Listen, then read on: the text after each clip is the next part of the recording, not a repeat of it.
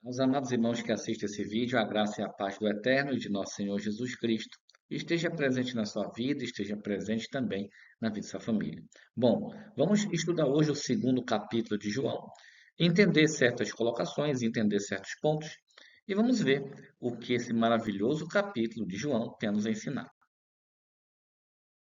Versículos de 1 a 3 de João 2 diz assim: E, ao terceiro dia, fizeram-se umas bodas em Caná da Galileia, e estava ali a mãe de Jesus.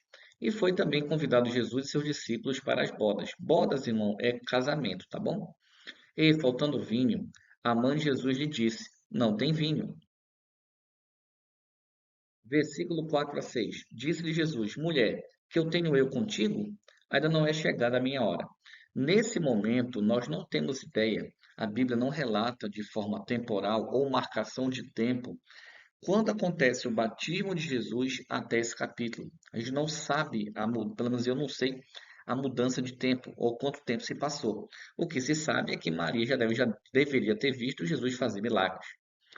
E ele falou isso aí por quê? Porque ainda não chegou a hora do ministério.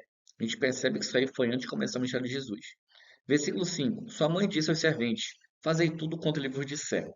E estava ali postas 6 talhas de pedra para as purificações dos judeus, e em cada uma cabiam 2 ou 3 almudes. Então aqui essa purificação aqui a gente entende que seria a festa da purificação ou o período dessa festa, tá bom? Ou limpeza corporal. A Bíblia também não coloca diretamente o período. Versículos 7 a 9. Disse-lhe Jesus: Enchei de água essas talhas. E encheram-na até em cima. E disse-lhes: Tirai agora e levai ao mestre Sala. E levaram. E, logo que o mestre Sala provou a água feita vinho, vamos colocar um parênteses, ele não sabia que tinha acontecido esse milagre, chamou o mestre Sala, o esposo. Versículos 10 a 12. E disse-lhe: Todo homem põe primeiro o vinho bom, e quando já tem bebido bem, então o inferior. Mas tu guardaste até agora o bom vinho. Vamos entender isso aqui. Quando Jesus transformou água em vinho, segundo uma tradução que eu li, o noivo, quando casava, não sei se até hoje é assim, mas nesse período, quando o noivo lhe pediu uma moça em casamento, uma mulher em casamento, ele tinha que bancar a festa. E se algo nessa festa acabasse, vinho, comida, o casamento era encerrado, o casamento era desfeito.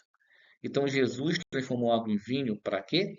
Para salvar um casamento. E algo interessante, que foi um vinho bom, o melhor vinho, né? Versículo 11. Jesus principiou assim os seus sinais em Caná da Galileia, ou seja, ele começou e manifestou a sua glória, e os seus discípulos creram nele. 12. Depois disto, desceu a Cafarnaum, ele e sua mãe, seus irmãos e seus discípulos, e ficaram ali não muitos dias. Versículos 13 a 15. E estava próxima a Páscoa dos judeus, e Jesus subiu a Jerusalém. E achou no templo os que vendiam bois e ovelhas e pombos e os cambistas assentados. Se a gente for levantar o número de denominações religiosas hoje, que tem gente vendendo coisa dentro da igreja, não está no gibi. É lenço ungido, é caneta ungida, é isso, é aquilo, dentro do templo, mexendo em dinheiro. E o que que o nosso Salvador fez? 15. E tendo feito um açoite de cordões, lançou todos fora do templo, também os bois e ovelhas, e espalhou o dinheiro dos cambistas e derrubou as mesas. Jesus, ele não era um cara paz e amor, não. Quando faziam algo que era inaceitável para Deus, Jesus agia de maneira dura. Irmão, uma coisa importante, Jesus aqui não bateu em ninguém. Ele tipo espantou. Vamos entender isso. Jesus ele ficou com tanta raiva, vamos dizer assim, ou indignado, que ele parou uma corda, começou tipo, usar um tipo de chicote, vamos colocar assim, e expulsou eles da casa, ou do templo, perdão. E olha o que ele diz no versículo 16. E disse aos que vendiam pombos: Tirai daqui estes, e não façais da casa de meu pai casa de venda. E hoje vemos igreja, dentro da igreja, livraria, lanchonete. Aí vem a desculpa, é para Deus.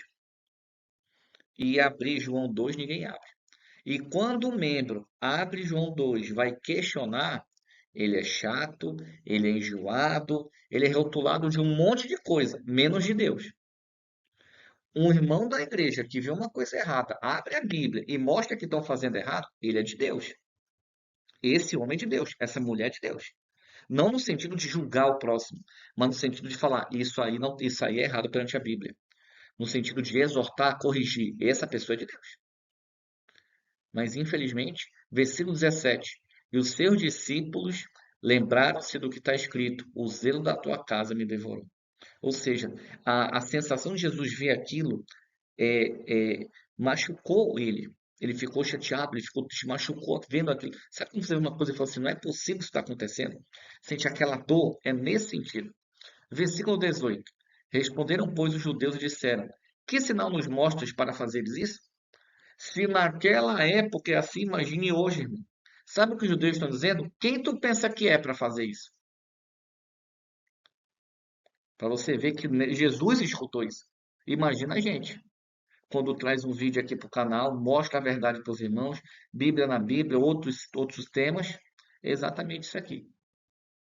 Entendeu? As pessoas não entendem a diferença de querer lhe ajudar, de querer levar a mensagem, de querer levar a verdade com julgamento ou outras coisas. As pessoas não entendem. Por quê? Porque são carnais.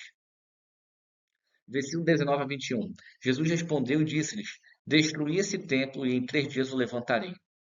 Isso aqui é uma simbologia espiritual.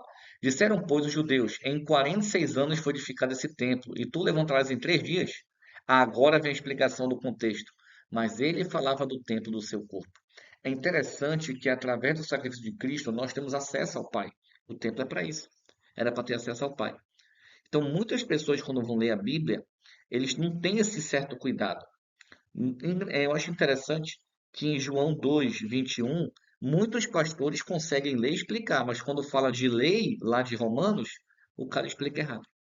Lá ele não segue a ideia de seguir o contexto. Ele pega o versículo isolado, infelizmente, fala muita bobagem. Inclusive no canal, vou trazer para vocês especificando o tema Paulo e a lei. Vamos estudar passo a passo sobre o que o Paulo quer dizer em Romanos para você não ser confundido. E para encerrarmos, versículos 22 a 25. Quando, pois, ressuscitou dentre os mortos, os seus discípulos lembraram-se do que lhes dissera isto, e creram na Escritura e na palavra que Jesus tinha dito. Foi o que eu disse anteriormente. Através de Cristo nós temos acesso ao Pai. Não precisamos mais de um templo, de um véu. Não, por isso que o véu se rasgou. 23. E, estando ele em Jerusalém pela Páscoa, durante a festa, muitos, vendo os sinais que fazia, creram em seu nome. 24. Mas o mesmo Jesus não confiava neles, porque a todos conhecia. Interessante. Crer no nome de Jesus não quer dizer que a pessoa vai seguir. Não quer dizer que ela é de confiança. Quantas pessoas se dizem cristãs hoje?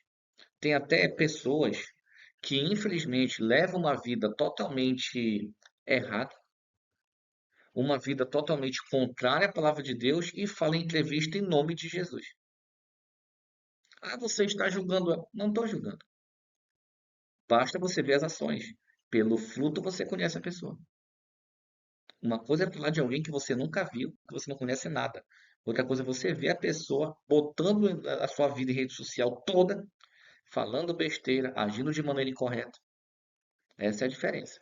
E para encerrarmos, e não necessitava de que alguém testificasse do homem, porque ele bem sabia o que havia no homem. Meus irmãos, que Deus abençoe. Até nosso próximo estudo. Um ósculo santo a todos.